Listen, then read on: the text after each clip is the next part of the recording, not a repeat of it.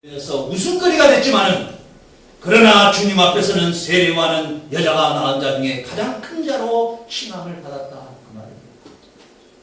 사랑하는 성도 여러분, 오늘 이 요한복음 1장을 우리가 살피면서 이 시대의 세례요한은, 이 시대의 요한은 우리에게 어떠한 자로 살 것인가를 지금 주고 있는 메시지인 것입니다.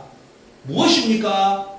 저와 여러분은 세상 죄를 지고 가는 하나님의 어린 양을 대언하다가 옥에서 목이 잘리는 복을 얻으라는 것입니다. 그리스도인으로서의 최고의 복은 그리스도를 증거하고 그리고 그리스도를 증거하는 것 때문에 목이 잘리는 것이 최고의 복입니다. 성경에서 말하는 최고의 복이 무엇이냐?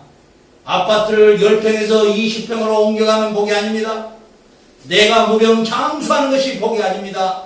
성경에서 말하고 있는 복은 이 시대의 세례요한처럼 아닌 것을 아니다라고 당당하게 말하고, 그리고 더 나아가서 비록 헤롯 대왕이지만은 헤롯 앞에서도 당당하게 그를 꾸짖을 수 있는 그런 용맹과 그리고 예수 그리스도의 메시아됨을 증거하다가 옥에서 목이 잘리는 복이 최고의 복이라고 성경은 말하고 있다는 사실.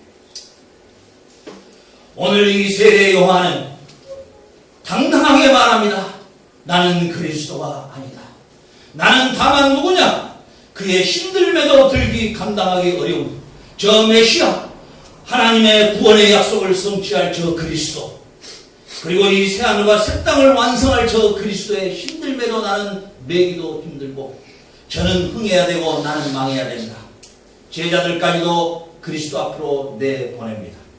그리고 그는 이렇게 말합니다. 나는 단지 이사야 선지자가 800년 전에 예언했던 것처럼, 이사야 40장 3절에 기록되어 있는 것처럼 주의 길을 평탄케 하며 저가 곧 그리스도라고 외치는 자, 소위 말하면 나는 예수의 시다바리에 불과하다. 굳이 말하자면 나는 예수의 시다바리다. 나는 저분이 바로 메시아임을 증거하는 일에 내가 먼저 그분 앞에 보낸 것뿐이 없다. 이렇게 철저하게 자기 자신은 사라져버리는 그 당대의 가장 율법자나 바리새인들까지도 인정해줬던 세례 요한, 그리고 그 당대에 유일하게 유대인들에게 세례를 집행한 정도의 그 영적 권위, 유대인들은 세례를 받지 못합니다. 유일하게 그 당시의 세례는 이방인들이 유대교로 개종했을 때만 세례를 베푸는 것입니다. 그런데 놀라운 것은 유대인들에게 세례를 베푸는 그 엄청난 영적 권세를 갖고 있었다고 말합니다. 무슨 말입니까? 회개하라는 것이었습니다. 회개하라. 유대인들까지도 물에서 세례를 집행하는 그 영적 권위가 세례 요한에게는 있었다 그 말입니다. 그러니 세례 요한을 보고 저가 이방인도 아닌 유대인까지도 세례를 베풀 때 그 앞에서 꼬꾸라지는 역사를 보고 네가 그리스도냐? 이렇게 물었다는 것이야. 네가 그리스도가 아니면 어떻게 세례를 베풀 수 있느냐? 세례는 오직 메시아만이 베풀 수 있는 유일한 거룩한 세례였습니다. 그런데 요한은 말합니다. 나는 물로 너희에게 세례를 베풀거니와 내 뒤에 오시는 분은 성령으로 세례를 베풀 것이다. 이렇게 말합니다. 그러면서 세례 요한은 이제 마태, 마가, 누가에 기록되어 있는 것처럼 그가 세례를 베풀 때에 더 놀라운 것은 세례 요한에게 예수님께서 오셔서 나에게 세례를 베풀라. 어찌하여 내가 세례를 다 베풀 수, 저에게 주십시오. 이랬을 때 아니라 이래야만이 내가 하나님의 그 구원의 약속을 이룰 수 있느니라. 무슨 말입니까? 예수님의 세례를 받으시면 우리 온 죄인들을 대표하여 받은 세례입니다. 예수님의 세례 받으시면 우리 인류의 죄를 대신하여 세례 받으십니다. 물로 씻음을 받으신 것입니다. 물과 성령으로 너희가 거듭나지 않으면 하나님 나라를 볼 수 없다라고 주님은 니고데모에게 말씀하셨습니다. 그리고 예수님의 십자가의 죽으심과 피 뿌리심은 온 인류의 할례를 대신한 것입니다. 우리 모든 인류가 바로 죄덩어리를 벗겨버리는 할례를 대신하신 것이 십자가의 죽으심이었던 것입니다.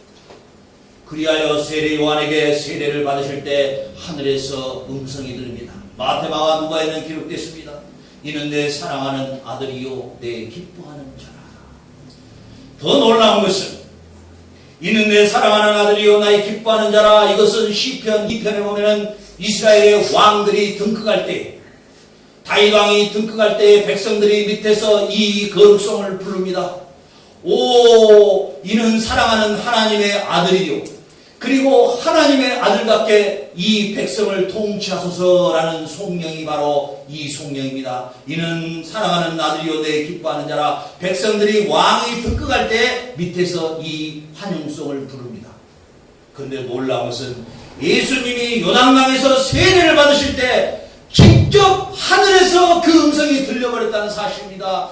누가 진정한 왕으로 지금 대관식을 집행합니까? 하늘에 계신 하나님이 직접 그 아들에게 대관식을 집행하고 있는 것입니다. 이는 내 사랑하는 아들이요 내 기뻐하는 자라. 이러할 때 성신 하나님 성령께서 직접 비둘기같이 그의 머리 위에 임했다. 이렇게 마태마가 누가는 기록하고 있는 것입니다.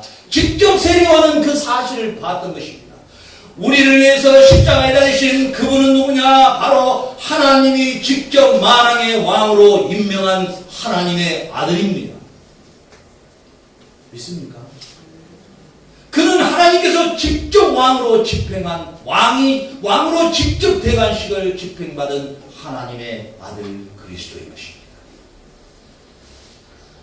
우리 주 예수 그리스도, 이 예수 그리스도, 이 그리스도라는 이 이름 안에 바로 하나님의 약속을 성취할 자, 하나님의 창조를 완성할 자라는 이름이 들어있다는 그 말입니다. 그것을 잘 아는 세례요한은 감히 자기가 그리스도라 칭함받을 때 두렵고 떨리는 것입니다. 나는 그리스도가 절대 아니다. 여러분, 저와 여러분이 이 시대에 살아갈 때에 오늘 이 본문의 말씀이 여러분에게 어떻게 적용돼야 되겠습니까? 성경의 본문 그대로 여러분 안에 적용돼야 되는 것입니다. 여기에 살을 붙이거나 거짓을 붙이거나 말을 짜집게서 붙이면은 그것은 아주 하나님 보시기에 악한 것이에요. 이 본문의 말씀이 그대로 여러분 안에 적용돼 들어와야 됩니다. 무엇입니까? 여러분이 이 시대에 세례 요한적 삶을 살아야 된다는 것입니다. 세례 요한적 삶입니다. 세례 요한적 삶은 무엇이냐? 로마서 12장 1, 2절에 기록되는 것처럼 이 세대를 본받지 아니하며 하나님의 거룩하신 뜻과 온전한 뜻이 무엇인지 분별하여 살아지는 영적 삶을 말하는 것입니다.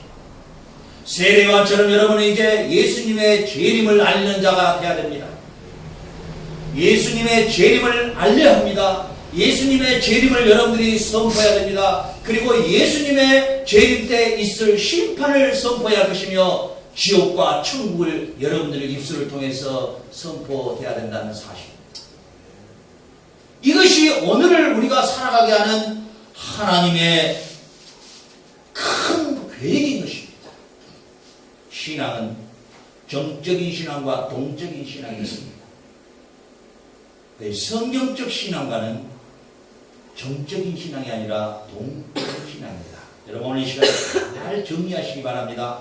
이게 바로 우리나라의 기독교뿐만 아니라 세계의 기독교의 출발의 문제가 여기서부터 잘못됩니다.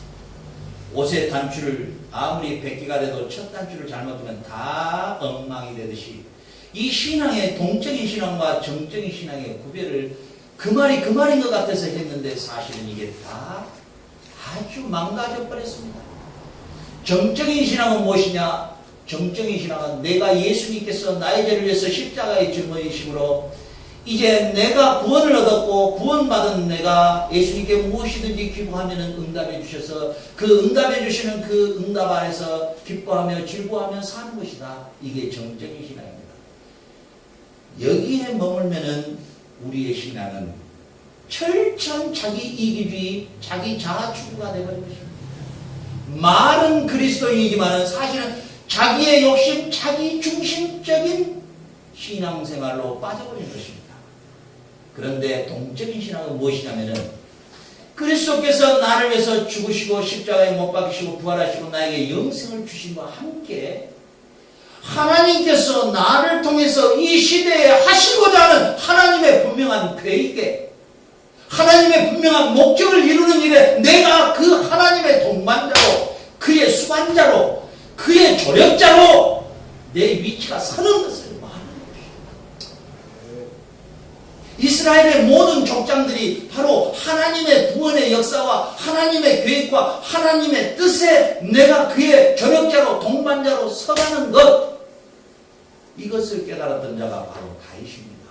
무슨 말입니까? 여러분들이 이 시대를 살아갈 때 하나님이 하시다는 하나님의 구원의 경륜과 하나님의 계획 속에 여러분이 하나님 앞에 쓰임받는 자리, 이게 동적인 신앙입니다. 그 하나님께 쓰임받는 자리에 들어가려면 세례와처럼 감옥에서 목이 잘릴 수가 있는 것입니다. 이사야 선지자처럼 서 있는 산채로 톱으로 몸을 잘라버렸습니다. 그 구원의 경륜 안에 들어가기 때문에 히브리서 11장에서는 동물로 피해 다니며 짐승의 옷을 입고 돌아다니며 그리고 굶고 헐벗임의 삶을 살았던 것입니다. 그러기 때문에 그 하나님의 구속 경륜에 맞췄기 때문에 예수님의 제자들은 다 순교했고